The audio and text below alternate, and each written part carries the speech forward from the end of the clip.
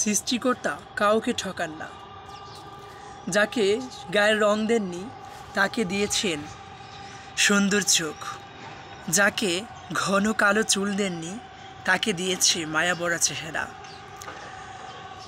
কাউকে দিয়েছে মেধা, আবার কাউকে দিয়েছেন অসাধারণ গুণ।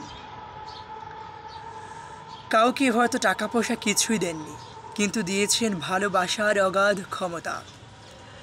কাউকে হয়তো কিছুই দেননি, কিন্তু দিয়েছেন সুন্দর মন মানসিকতা।